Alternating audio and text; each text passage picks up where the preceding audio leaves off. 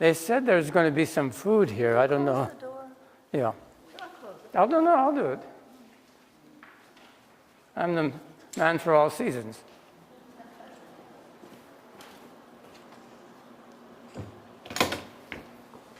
I have a feeling the food is not going to come, but maybe they're waiting until the end. Yes. They generally do, yeah. Are you going to give us popcorn while you're speaking, though? You can have it, yeah. If you have time, after I finish, you can take a look at the books. There are 15 of them and the 2 posters, the only ones that I had made. Well, this handout I prepared so that you could take it home and look at it. You don't need to look at it now. It gives something I call the career arc of half a century of scholarship. Well, I'll preface what I have to say about my books with a very brief vita. Everybody says vita, but the traditional pronunciation is vita. V-I-T-A. I adhere to the British old school pronunciation. So I would say curriculum vitae. But that's what they say, vitalis. Well, I was born in Japan. The 5th son, 5 boys, my parents, and my mother actually had a miscarriage of twins, boys, so we would have been 7. But it's of some interest to tell them about my parents, because I believe that every child bears the imprint of their parents for the rest of their lives in one way or another, no matter what, for good or for ill. And if they become drug addicts or criminals, then there's, to some degree, the responsibility of their parents. Absolutely. But my parents, who were both born in Russia, were classical musicians. My father was a cellist, but he also was a conductor and a poet and a composer. My mother was a pianist, a brilliant concert pianist who gave concerts in Japan mostly. What happened was that they met in Germany, in Berlin, in 1925. They were both immigrants because they had left Russia. My mother actually grew up in China because even though she was born in Odessa, in what is now Ukraine, her father, who was a contractor, left Ukraine because of pogroms. There was a terrible pogrom in 1905, just the year that my mother was born. There was a famous Odessa pogrom where the Russian police came and started shooting Jews. So he decided to leave. And he was one of the people that built the Trans-Siberian Railroad. And so he just took the railroad to Harbin, which is in Manchuria. And my mother, who was born in Ukraine, grew up not speaking Chinese. There was a Russian community in China there in Harbin in Manchuria, about 50,000 Russians and Ukrainians living there. So she went to school there. And then, interestingly enough, that's why I'm telling it, because I don't think there is any other such story. When she was a 16-year-old child, she graduated from high school in Harbin and decided she wanted to go to Berkeley, of all places. UC Berkeley. How did she even know about it? Well, I don't know how they found out. So she was born in 2005, so that's in 1921, she went to Berkeley.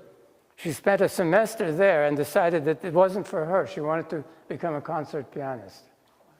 So she went to New York, lived in Queens of all places because there was a friend there, and then went to Berlin to a famous conservatory called the Hochschule für Musik. I don't know if you've ever heard of it. The high school, Hochschule means higher school for music. And she actually got a diploma from a famous teacher. And one fine day in 1925, she was at home in Berlin when she heard a voice. And she told me that she fell in love with the voice before she saw the face. And it turns out that love at first sight runs in families, because my wife, Marianne, and I fell in love immediately. We only saw each other 9 times before we were married. Can you imagine marrying somebody you've only seen 9 times? Anyway, my mother and father met in Berlin, and they had to post banns in those days. Do you know what bands are? B-A-N-N-S? You know, where it was not a religious ceremony. You had to post an announcement. And I found out the reason mainly was because they didn't want people who had something against the groom mostly, including unpaid debts, to come and disrupt the marriage. So I think the bans were several weeks. You had to post these things in newspapers and other places. Well, anyway, they got married in December of 1925. And then because of the Nazis were already active, can you imagine, in Berlin in 1925, parades and people, and my father, who was psychic and which I inherited, one day my mother told me the story, opened the window, looked outside and said, "Get dressed, we have to leave immediately."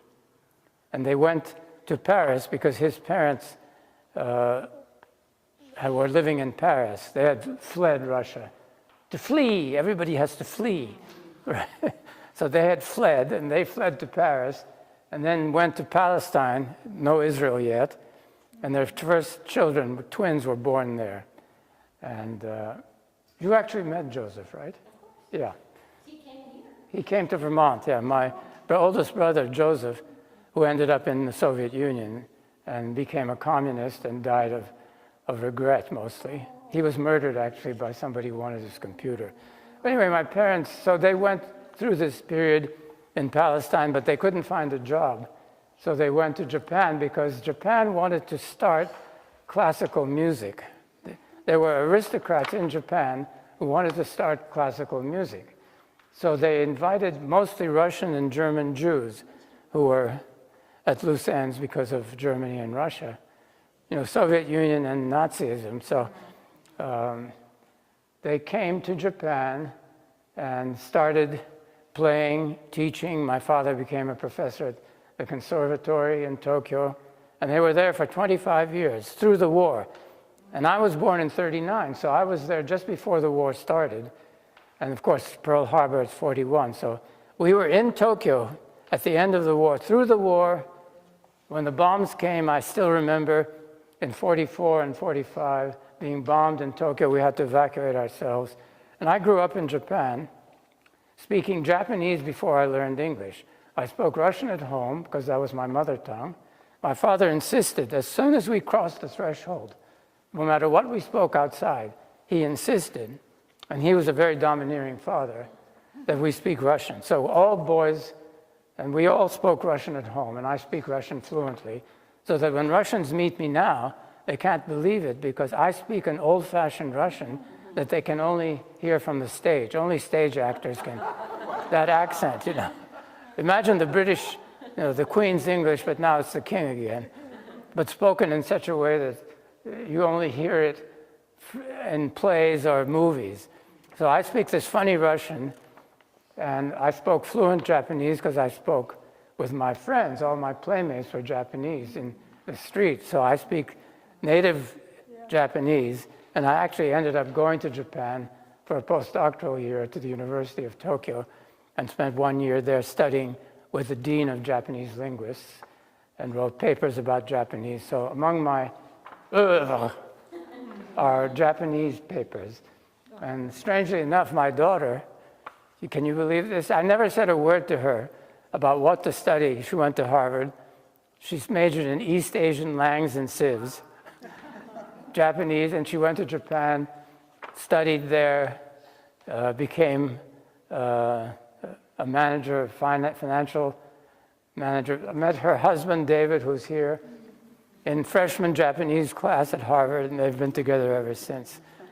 And You speak English kind of okay. yeah, When did you learn yeah. English? Don't hesitate to interrupt, by the way. When did you learn English? When I was 5 years old, because my mother was a music teacher at the American school in Japan. When the occupation came to Japan, the American occupation came, they set up a school, which actually was an old private school called the American School in Japan. They just took it over because all the Americans, of course, had left. But when the occupation came, the Army mostly, but there was some Navy too, as an exception, because only American children were allowed to go there, as an exception, they allowed me to enroll at this school because my mother was the music teacher there. And that's how I learned English. So I started English when I was 6 actually, because 46 is when so just short of being 7, I started English. And then we immigrated to America in 52 to Los Angeles. And do you know why we settled in Los Angeles? My father saw a postcard with palm trees on it, Beverly Hills, and said, let's go there. No, this is true. And I went to school in LA, including Hollywood High. I'm a graduate of Hollywood High, with all the actors, you know. There were actors there, including the Nelson boys, Ricky and what was his? David, yeah. You know Ozzie Nelson, Ozzie and Harriet? Yeah, I don't know if you can remember Yeah, Ricky Nelson and I played tennis together.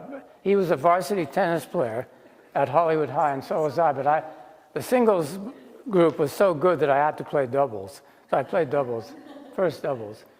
Unfortunately, Ricky Nelson was killed in a plane crash. You know, he became a musician, right.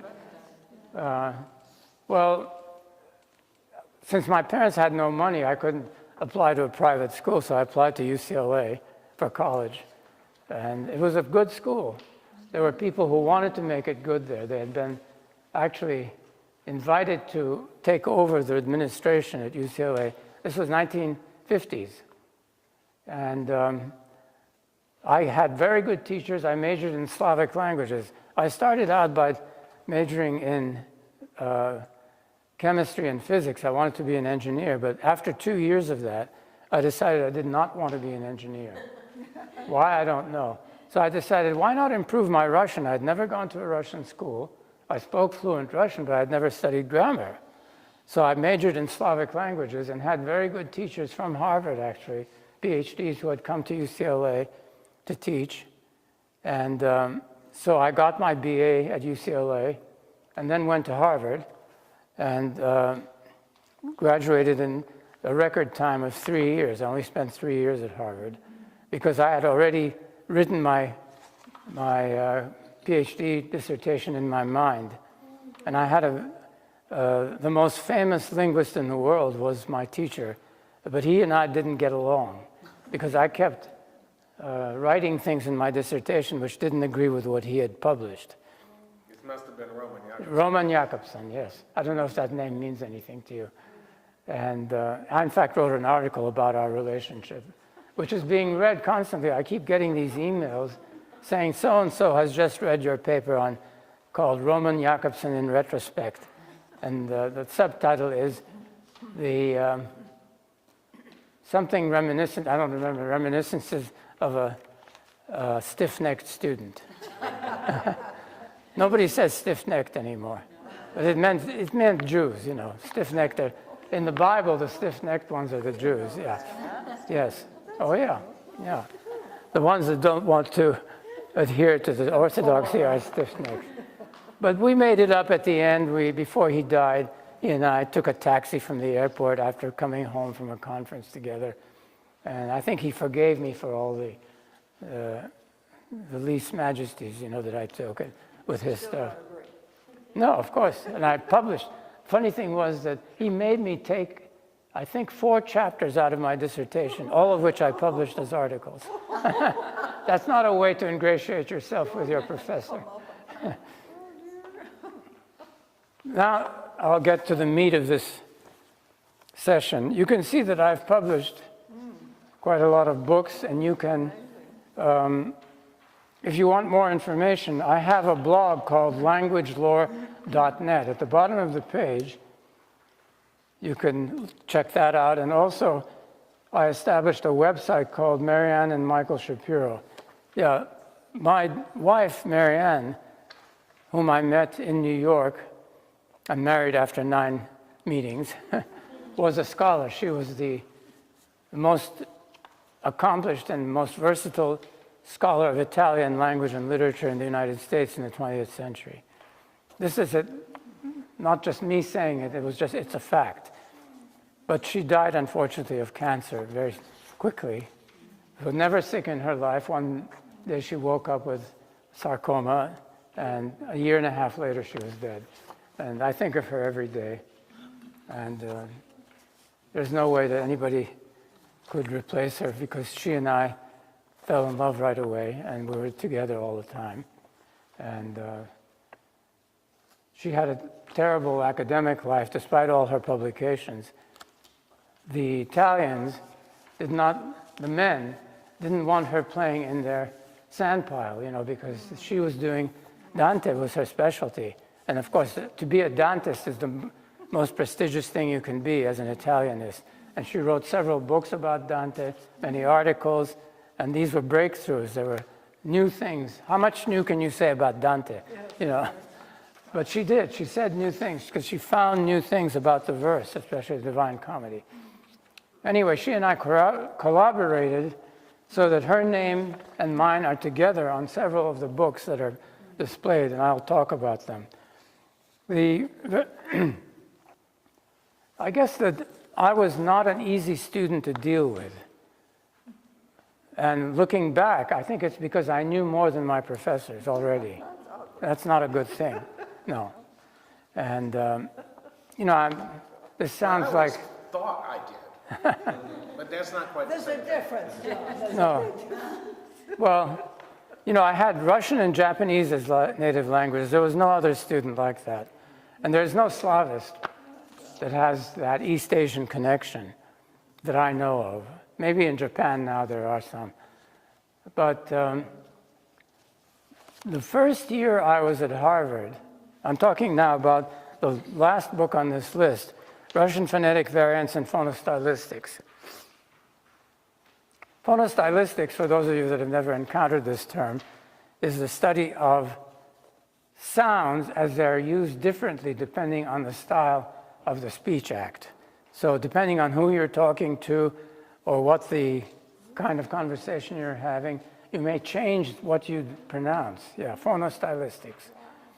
And it may have class associations, people of different classes. Well, anyway, the first year I was there was 1961. And it was the first year that the Slavic department at Harvard had instituted a requirement, they had never had it before, that all MA students had to write an essay, a master's essay. Up to that point, most schools, if you are a master's student, you don't write an essay. You just take the courses and you get a master's degree.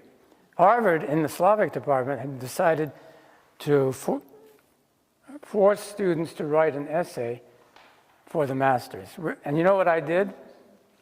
I published that master's essay, which is almost never done. You don't hear of books that start as master's essays. What was their thinking? Why did they decide to do this? I don't know. They wanted to make it harder to get a degree.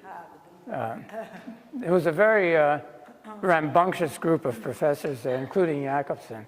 They were always fighting with each other. They were split in two, and they were at odds with each other. They didn't say hello to each other in the hall. I'm not joking. This is what the kind of department it was. And then the students suffered because depending on which professor you took as your advisor, you immediately set yourself against the other group. And I chose Jacobson. For a master's essay, you did not have to have an advisor. You did it on your own. But I published it, and the University of California Press published it. And it was actually cited by scholars in Russia. They had not had this kind of work done by Russian scholars. Then, the following year, in '69, I decided to publish those things from my dissertation that had been removed because Jacobson said that they didn't belong there, Aspects of Russian morphology is the study of the form of the units, the linguistic units, like stems and dissonances and endings Oh, thank you. Is my voice failing? This is Thank you. insurance. My son-in-law, David. So this is, and Jakobson died in 82. So 69, he's still alive. Here I am publishing things that he will recognize as parts of my dissertation that he told me I couldn't include. What happened with my dissertation was I was about to finish when he went off for a year of sabbatical. So I had to choose a different advisor during that year when he was gone. And that advisor was a man named Horace Lunt, who was also a student of Jakobson. But he was chair of the department, and he became my advisor, and he said, okay, you can do your dissertation any way you want. Because he knew me as a student, and he knew that I was a responsible person, and he knew the way in which Jakobson operated. So that got published. And I had a long-standing interest in poetry because Russian children, even to this day, this does not happen in your school, I bet, Addie, that they have to memorize poetry. No. A Russian child in 2023, in what used to be the Soviet Union, has to know certain poems by heart. Can you believe that? And I can still recite Russian poems by heart. Wow, good. Because I learned them as a child. My father and mother insisted that I learn these. I didn't go to a Russian school, so I learned. And I got interested. My father was a poet. I got interested, and in 1976, I published a book, which is here, called Asymmetry, because my idea was that there is an asymmetrical relation between sound and meaning, especially in rhyme words, that gives the poem its thrust. And it's not just parallelisms, which is what normally is the way people talk about poetry. Everything is, parallel. Because of biblical parallelism, if you know your Bible, you know how it's parallelistic. And that was the way that the analysis was for ordinary secular poetry. But I figured out that there is a relationship, which I then made into a kind of staple of my analysis of language. It's a technical term called markedness, which you may never have heard of. But anyway, I'm a specialist. In fact, one of my colleagues at Columbia once introduced me as the markedness man. But he introduced me to another professor at Columbia and said, meet Michael Shapiro, he's the markedness man. I still remember that because I had written so much about this. Markedness is the relation between sound and meaning, not just in poetry, across several cases where one is more specialized than the other. One is simple, usual, unmarked, it's called, and then the other is marked. For instance, the difference between male and female in most languages where the gender is differentiated linguistically, the female is marked. Marked means restricted, cannot be used. So, of course, now with LGBTQ, you can do all kinds of things, but you can't refer to a man as she. But you could say he about a woman, even in the days before, and them and so on. But there are, for instance, Russian has a whole gender system where every word is either male, masculine, feminine, or neuter, it's called, and then the feminine is marked. So women, you are marked. You can't get away from it because linguistically, you are always going to be the marked member of the opposition. It's always oppositions between marked and unmarked linguistic signs.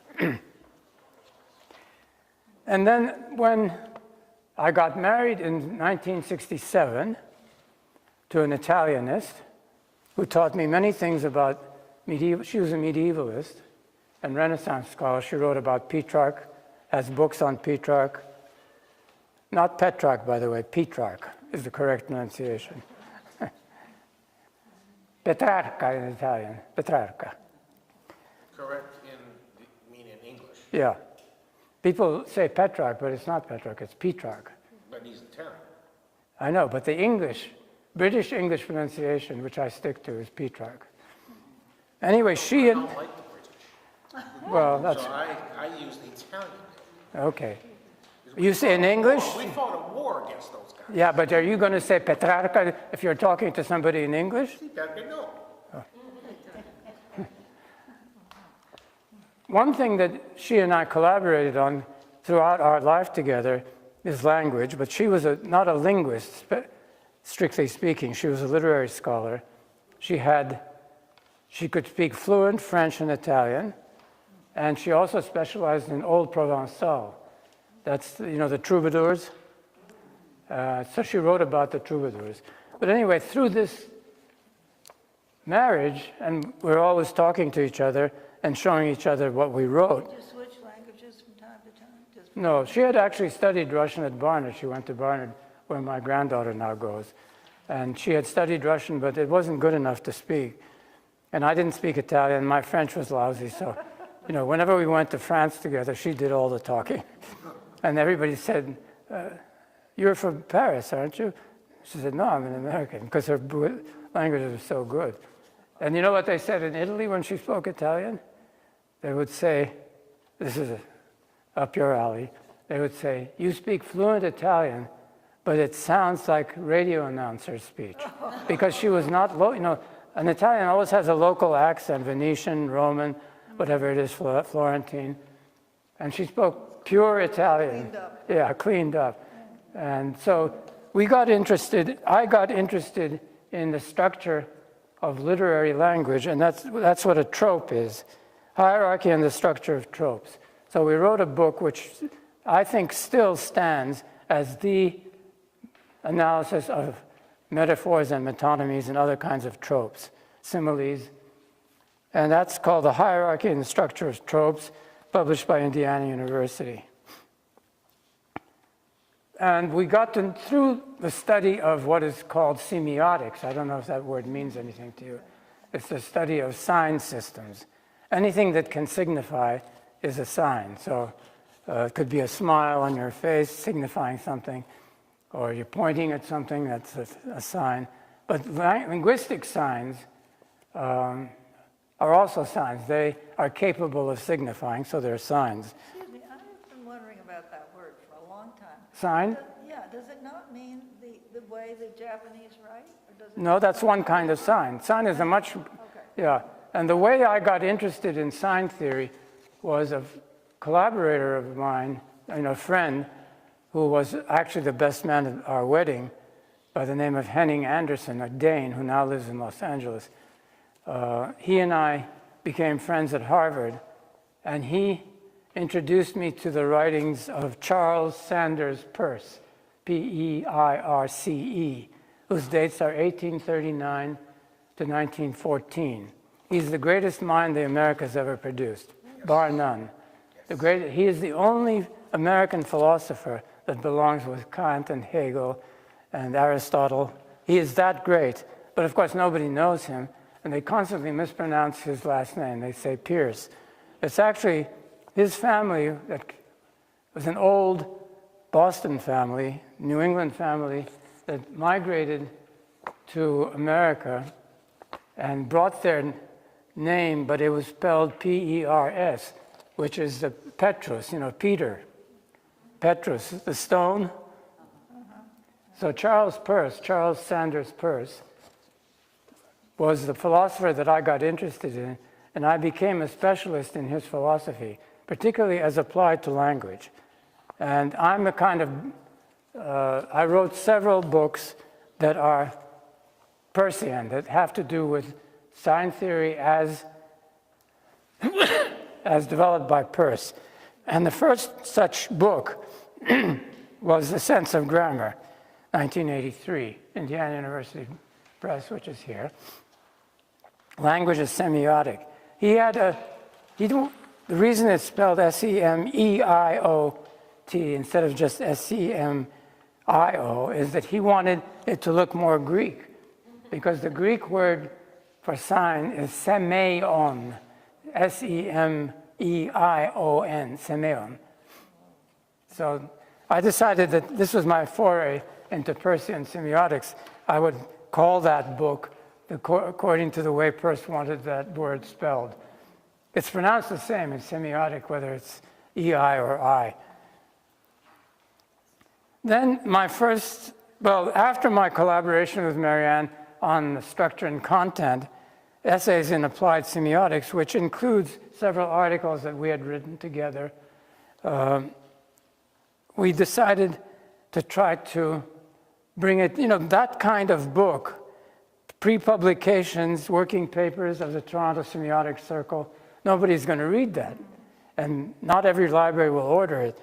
So I decided that it should be republished with additions by an academic press. So I approached Princeton, where I was teaching for 4 years. I taught at Princeton for 4 years, the worst 4 years of my academic life, because I got caught in a war between two departments, where the chairman of my department wanted me to get tenure, and his enemy didn't want anything that this guy wanted. Whatever he wanted, he didn't want. So I didn't get I should have gotten tenure at Princeton, but I didn't. Figuration and verbal art has both language and literature, poetry, even folklore, because I began to get interested in folk verse, and then I taught folklore at Brown and at UCLA. UCLA was my first academic job, 1963, and then 66. I taught folk literature, Russian folk literature, and at Brown University as well. So figuration and verbal art, these are all out of print, of course, but you can get them online if you want to buy them. Sometimes they're only $12. So that was well received and published by an academic press, prestigious academic press. By the way, the word prestigious is pronounced just that way, not prestigious. Oh, yeah. The reason I'm giving you these comments is because I became interested in English. Ultimately, as I worked my way up to 2023, I got interested in English as a subject, not just for writing, but writing. I wrote a book called The Speaking Self, English Usage, Language Lore and English Usage, about how people mispronounce things. Because I'm always listening to the radio and hearing even the BBC people making mistakes. So I compiled a 500-page book of mistakes with commentary, mainly mistakes, not all. But so the sense of change, the sense of grammar is about grammar as a synchronic, that means contemporaneous thing, what you're saying now, not historical. So I decided that history is important because it's always embedded in what we say now. It's a historical fact that it came into being and persisted. And this is one of the tenets of my theory of language, that any contemporary description of language always involves a historical element. It's not that you say that you're speaking Old English. It's just that there are elements of Old and Middle English and early modern English which persist into contemporary English. And they sometimes explain why you say things the way you do. Isn't this the way language evolved? Yes, this evolution of language necessarily has a historical dimension. And so I thought that the sense of grammar is not enough. I needed to produce a book which talked about change as a theoretical subject, and I published The Sense of Change, Language as History. And I mean that literally. Language always contains historical elements. They may be things which don't make sense in terms of contemporary language. So they're just there because that's the usage dictates that you say it that way, even though words like it are said differently. Then after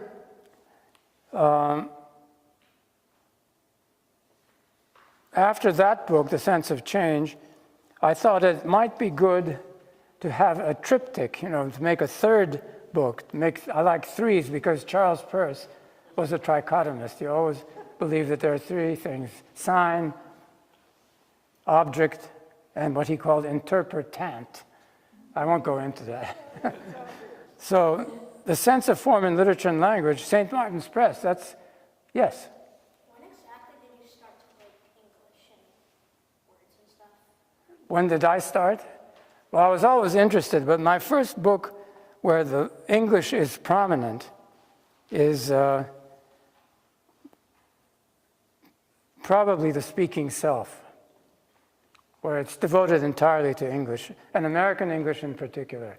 But I had already written books that included articles about language, and I had published in several articles in American Speech. There's a very old and prestigious journal called American Speech, which is still published in North Carolina, I think at Duke.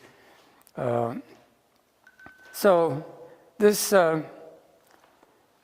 St. Martin's Press, which is now part of Routledge, I believe, I think they became part of, Routledge is a big British public publisher that has several imprints. And St. Martin's agreed to publish this. And then after that, you can see that there's a gap between 1998 and 2006. Well, the main thing was my wife's death, Marianne's death. And I'm only pretending to be alive, by the way. Ever since Marianne died, I'm making a good show of it, but I'm not the same person. So I decided to write a book, a novel. I'd never tried fiction before. And I just couldn't publish it. No ordinary publisher would take it. I tried several, including British publishers, American. I even approached French publishers to have it translated into French. They wouldn't take it. And they said the narrative was too complicated. That was the main excuse that I got and no agent would take it because they knew that the only way an agent, literary agent, makes money is to have it published, right? So they're not going to represent you to a publisher unless they know that it's going to sell. But it's there, and there is a box set, because in my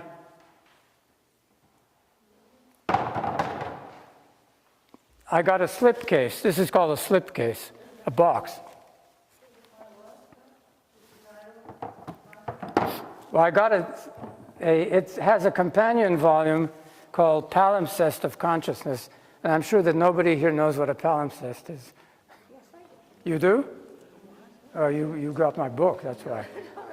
A palimpsest is in the study of old documents. Very often, before the advent of printing, the manuscripts are written on top of others. So like a parchment would have a manuscript that was written on top of something that already existed. And that's called a palimpsest, that thing that exists underneath. So the reason I called it this fancy name is in my consciousness there are levels. And I decided that there's a level of consciousness that I can appeal to in talking about my wife. And so I decided to publish a book as a companion volume to the fiction. So it's a typical academic ploy. You comment on your own work. So there's a whole book of commentary, which is 276 pages. Can you imagine that much commentary? And this book has been reviewed, and so has the fiction. My wife, the metaphysician. I called her the metaphysician because that was the kind of thought that Marianne had. She was a metaphysical person. Can you imagine having a wife who's a metaphysician? But we got along, and we produced the greatest product of my life is my daughter Abigail, the most wonderful daughter in the history of the universe. So these two books are now sitting in a slipcase. If you order them online, they're published. There's a self-publishing thing by Amazon. You can publish anything with Amazon. If you pay them enough, you can get things published. Yeah. And I did the same thing. This CreateSpace 2009 is actually not part of Amazon.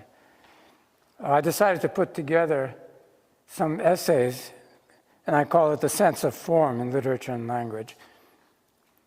And it's at that point, around 2008, sitting in Los Angeles, I decided that I'm going to put all this information I have about English online, because of course now the internet had come in. And so I established a blog called languagelore.net. And the Speaking Self, in 2 editions, because the first was self-published, and then I got Springer Nature, which is a large German international publisher. They published a second edition in over 500 pages of my posts from my blog, languagelore.net. I took the posts and created a book with glossaries, because it's hard to read linguistics without a glossary. So many terms are not common to people who are not interested in language. They're interested in language, but they've not been exposed to the vocabulary of linguistics. So for each post that required it, I compiled a glossary. That's what makes it 500 pages. Then I decided to approach another international publisher, Lambert Academic, to publish some things on American speech, because I had done so much on American speech. I thought it might be good to have it between 2 covers. And that's the thing called On Language and Value. There's several essays, using again Charles Peirce as a guide. And finally, I decided that something needed to be done to renovate the 2 books that I had published with Indiana Press, The Sense of Grammar and The Sense of Change. And so I compiled a combined edition with new things interspersed, which I call The Logic of Language, the semiotic study of speech. That's last year. And if you ask me, are you planning any new books? I just told my family, I have only 1 book left in me, and it's one that I've been mulling over for several years. It's called Error, A Natural History, about error in general, because it's the human thing par excellence. We are the only ones. Errare humanum est, you know? John, you know Latin. Errare humanum est. To err is human, to forgive divine. Motto on my shield. To forgive divine, but we forget about that. So I'm going to publish, if I ever live that long and have enough gumption to do it, a history of error, starting with the language, not just with language though. I'm thinking of talking about error in medicine and law, specifically. This is a great idea for a book. You think so? Good. I'm glad you like it. Yeah, of course. I think if I wrote it, I could get, Viking or what's another, Random House or some big publisher. Yeah, because it would be medicine and law, both of which I have a pretty good acquaintance with. I never went to medical or law school, but I have enough knowledge about both law, argumentation, legal argumentation. I have a brother who's a lawyer living in New York that I never speak to because we fell out. And he's 90-something, 92, still alive. And in fact, But Mike, excuse me. yeah. Well, how do you write a book about human error? Because it covers more than language. I know, that's what I'm saying. I'm going to describe the word error occurs in every language, but it takes a different tack on describing, for instance, just to give you a comparison between English and Russian.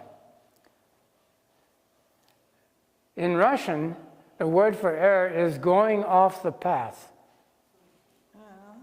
In English, we use the Latin errare, which is to make a mistake.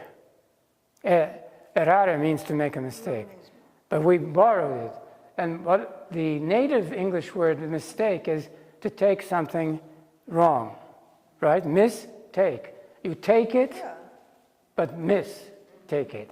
In Russian, you stumble from the path. In Japanese, it's, You take yeah. it fast. In Japanese, machingai is A different space. yeah. So every language has a different take. They're not all distinct from each other. Some are the same, but they have a take on error which colors the understanding of error in each language. So I would start with a linguistic description of error using several languages, including German and French, which I read perfectly well. So, and then go from there into language use when it applies to errors in law and medicine. Because when doctors talk about, they don't talk about mistakes because they don't make mistakes, right? Bad idea. But misdiagnosis, there is such a thing. Yes. Yeah. That's an error, right? And this word miss in English, M-I-S, is miss. It's miss, you know, M-I-S-S.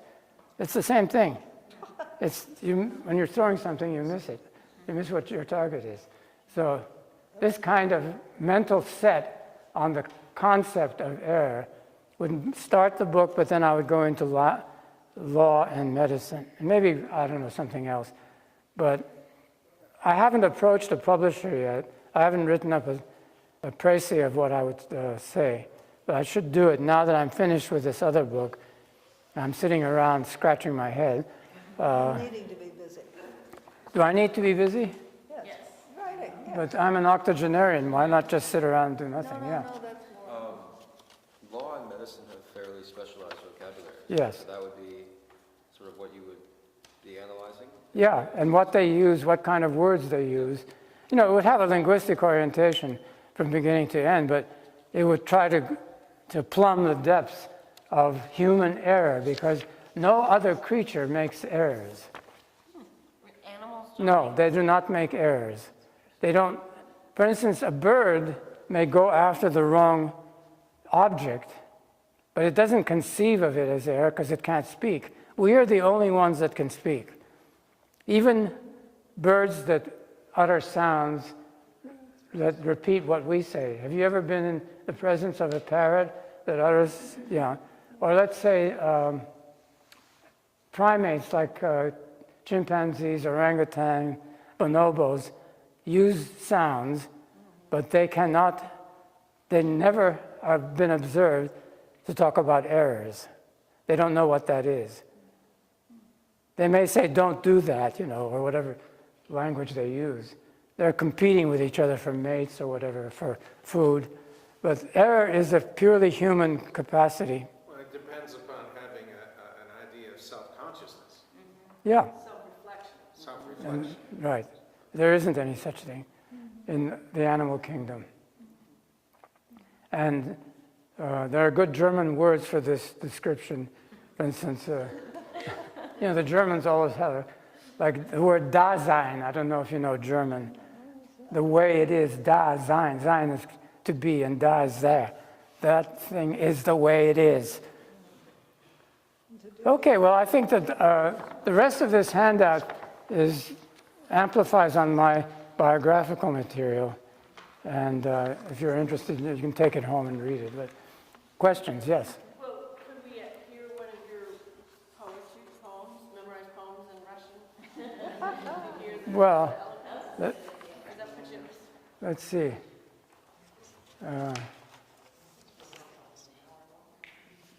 What poem can I? We won't know if you make a mistake. No, that's true.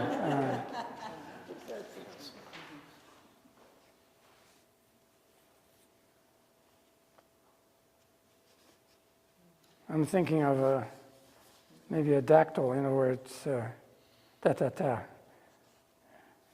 I'm sorry, I can't think of anything that my memory fails me. Yeah. I'm curious, Michael, just about your writing process. Are you somebody who revises and revises and revises, or are you somebody... I don't do much revision, no. And I have very few times where I've spent more than the normal amount of time just writing it from scratch, and then maybe correcting a few places, but not revising all the time. And the editors that I've had to deal with, like at Princeton or even Indiana, they didn't seem to have much to say about my prose. And I think, in a way, whenever I reread things that I wrote, I have the feeling that it's understandable. I do use recondite vocabulary. I have a tendency to use a word which is not common when I could just as well use a common word. And maybe that's showing off or being academic, but I've inherited that from my father. His Russian speech was extremely recondite. He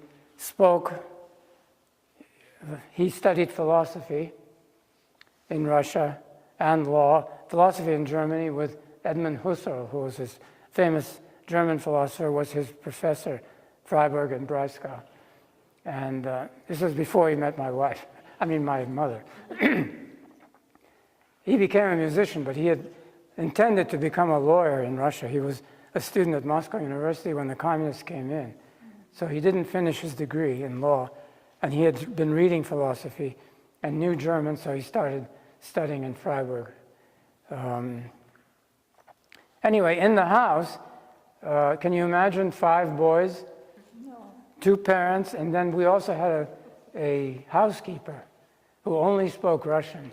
She was a woman who was stone deaf and only read lips. So you had to talk to her directly. And she had the habit, when she didn't want to talk to my father, she would turn the other way. Because he was always haranguing her about something, about the food or about the way the house was being kept. My father was a very strict disciplinarian. Can you imagine 5 boys, 13 years apart from top to bottom? So my oldest brothers, who were twins, were 13 years older than me. When I came on the scene in '39, they were already 13 years older. And then my middle brother was 11 years, and the one that lives in New York was 9 years older. So my father always chose his language in a very academic way, because he was also a poet and a composer. So he didn't speak slang at all. So I didn't learn any slang. And Russian has a very, very well-developed slang. I don't know if you've ever heard of it. No. Any normal Russian male, especially, has a whole vocabulary using you-know-which word more than any other. Always sexual, And my father, I never heard my father say it. I never heard him say anything slangy. He was always very, very academic, which actually served me well because I became an academic. And that's why the Russians that I meet now can't believe that they're talking to somebody who's not an actor, putting on an act. It's very strange. And they compliment me, but they're in awe of this language, yes. Michael, did you ever take up music? Yes, I forgot to mention that.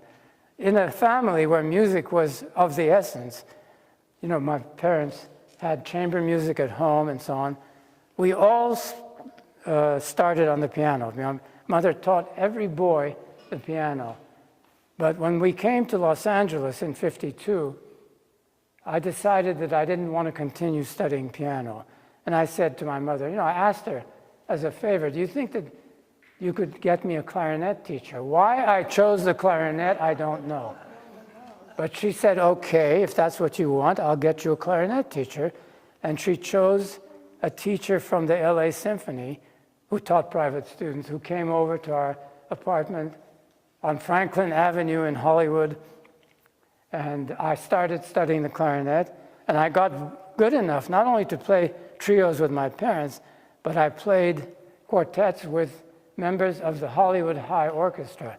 So I played in the orchestra in Hollywood High. I was second clarinetist because the first clarinetist was 1 year ahead of me, and I couldn't be first.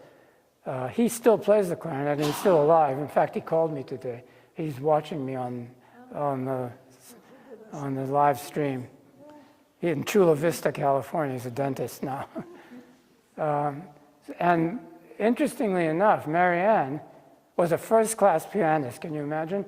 She was like a concert pianist, and my mother when we moved to California, she started taking lessons with my mother. My mother told me that she was the best student she ever had.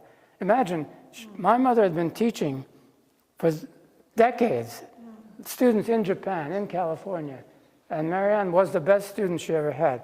But her parents, Marianne's parents, refused to let her go to the conservatory. She wanted to become a professional concert pianist, but they refused to give her the money to go to Juilliard or some other. And so, but she and I played together, the entire clarinet piano duo repertoire. The entire one, everything that has ever been written for clarinet and piano, we played at home. And that baby grand piano is now sitting in Abigail and David's house in New York. That very, I remember that piano, we were living on East 86th Street in New York when we bought that piano. We had moved from California. Abigail was born in Hollywood, by the way. We moved to New York because Marianne did not want to live in LA. She hated it. So I resigned from UCLA, which is stupid. Tenured person does not resign without getting something else. But anyway, I decided to take a flyer. And that piano we bought from Steinway in New York. And the one thing I remember was that the people had to haul it up through the window because we were on the 3rd floor in New York. And guess what? They dropped it. They dropped it. It went on the sidewalk. But when the tuner came, he said that no harm had been done to that piano. No.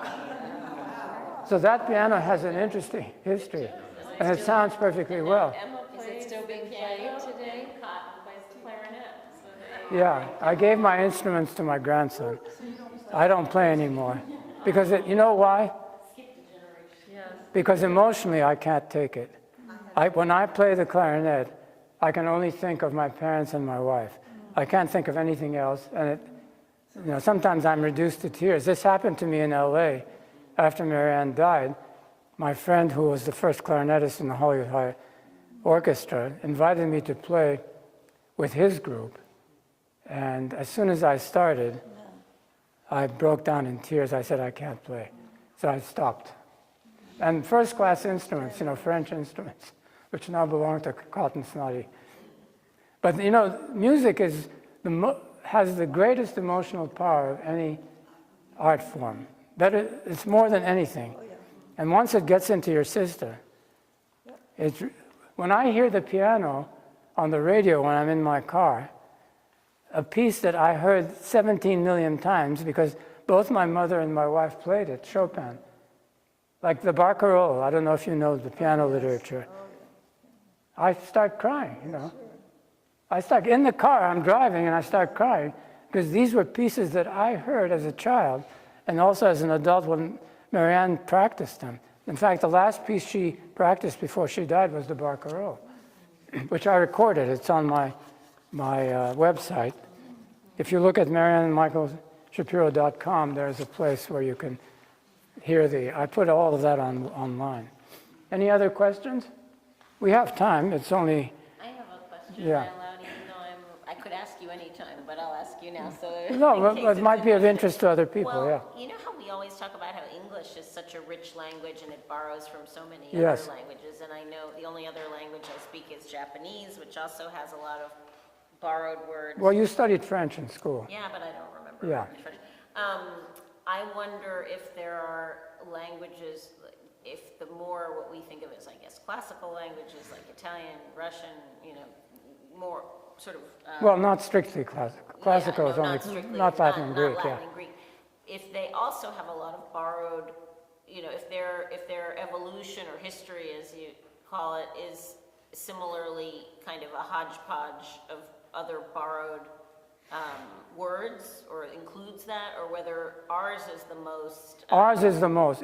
English is the most, has the largest vocabulary. Has twice the number of words, literally, as any other European language. Yeah, I never knew. yeah. And Dictionary is twice as large. have you heard of Franglish? What? Franglish. Yes, I speak it. French borrowed words from English a lot. When you hear a young, particularly French person speaking, they use a lot of English words. And the Japanese do something called Japlish. Oh, You ever heard of Japlish? they'll insert an English I mean, word.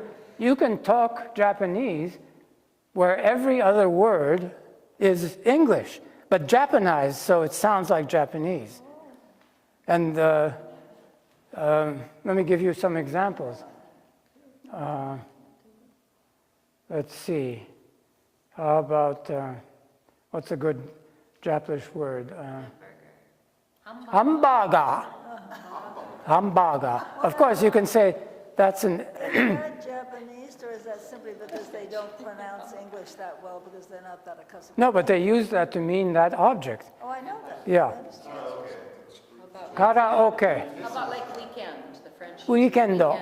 weekend. Weekendo. What do they say? Weekendo? Yep. We can, But yeah. this is exactly what happened with Latin.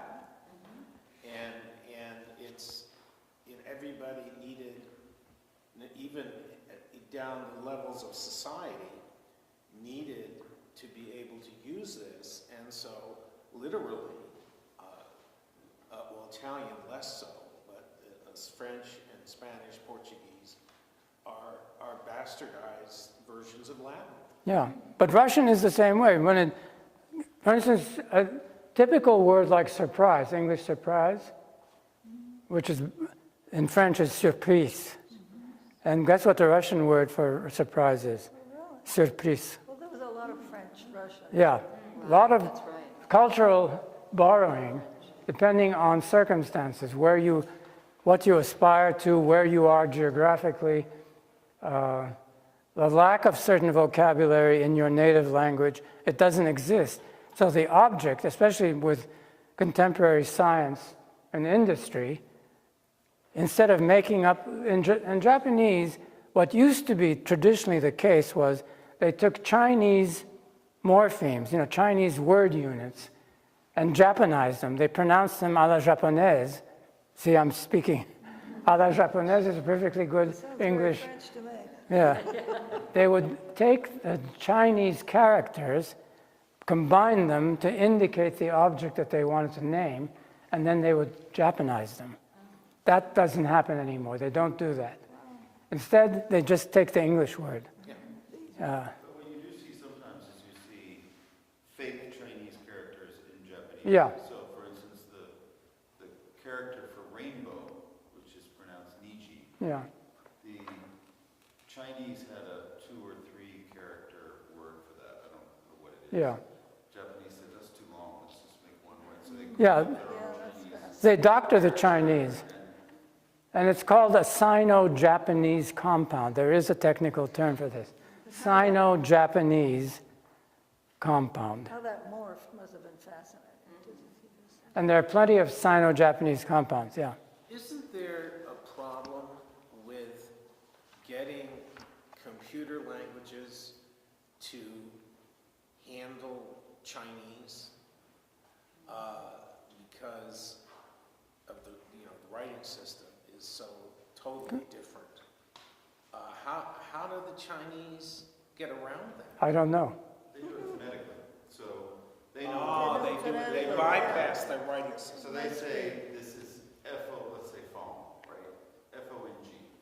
And so they literally type in FO, and then it spits up a bunch of options. And so it's FOO, and then but you choose NG, and that narrows down the options, and these are all your options for phone. And Oh, so Chinese is actually done, it's. You just disregard the writing system, that's Do all. it phonetically. Yeah, phonetically. phonetically, and it spits up options for you to choose the ideogram. Because there's so many, Oh, this is the ideogram. there's so many homonyms. Chinese is full of homonyms. I've wondered about this. One, you're writing something, it's like when you do on your telephone, like, Yeah. and because I now can't see that well, I dictate my texts, but even if you don't dictate, even if you're typing and you have Apple like autocorrect, sometimes if you don't look at what you're sending, you send some horrible message. But what this means is that the computers are not using the ideographic form of writing at all. Oh, no, they are, because it has its own barcode or whatever Yeah. you know, bunches of ones and zeros. But just the way to that barcode is phonetic, It's because phonetic. that's the fastest way to get to it. Right, right. And Japanese does a similar thing. Which makes sense, because language is phonetic. By the way, both Chinese, but Chinese to a larger extent than Japanese, have many homonyms. You know what a homonym is? Something which is pronounced the same way but means something different. And Chinese is full of them. And the way that they discriminate is by writing the characters. The Chinese characters are different. So Fong may have 3 different ways of being written, meaning different things. And the meaning only comes in context and also orthographically. In Japanese, you have what are called syllabaries. So they take the phonetic element and make it into a sign which is not a Chinese character. So they can write something which is spoken. For instance, grammatical endings are written with using a syllabary, not Chinese characters. Japanese has the best of both worlds. You know, they can use Chinese for complicated notions using characters, which is how, you know how long it takes a Japanese child to be able to read the newspaper? Can you imagine? 5 years? More. I think maybe now it's easier. When I was a child in Japan, and I associated with children, they could not read the daily newspaper until they were in the 7th or 8th grade, even though they were doing nothing but, you know, studying language. Language is the most important, more than math or physics or chemistry, for a Japanese child. To learn how to read is an enormous task. And as a foreigner learning Japanese, that's the big barrier to communicate. You know, when I went to Japan as a postdoctoral student in 1962, I think, I went to the university, I could speak Japanese fluently, but I'd never had exposure to academic conversation. So guess what I did? I went to a language school. For 4 months, I did nothing but study Japanese language together with other foreign students, where the instruction was conducted exclusively in Japanese. It didn't matter whether you were Thai or British or American or Indonesian. Everything was in Japanese, and we all learned how to read and write. And then I transferred to the University of Tokyo. You know, because what kind of student is a graduate student, postdoctoral? I already had my PhD, and I couldn't write Japanese. I couldn't write a letter. So I learned how to do it quickly, because I did nothing but that. Lived in a dormitory at the school where we studied all day long, you know, from 8 in the morning till 5. There's nothing but Japanese instruction. And that's the kind of schooling that Japanese children get. Very long and hard, mostly to learn how to use their own language. Even though there's television, and I'm sure it's much easier now. If you watch enough TV, you learn how to speak it, but you're speaking it at home. But to write it is a big problem. So are we, I'm sure there's no food, right? Let me take a look. Maybe they surprised me.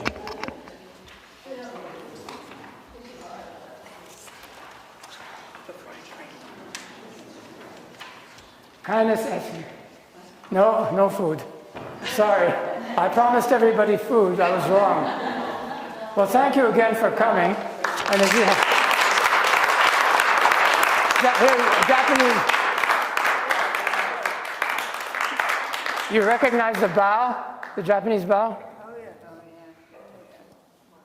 If you have any lingering questions, you can always email me. You can find my contact email on the website. Well, you'll go home hungry, but... Oh, you're welcome.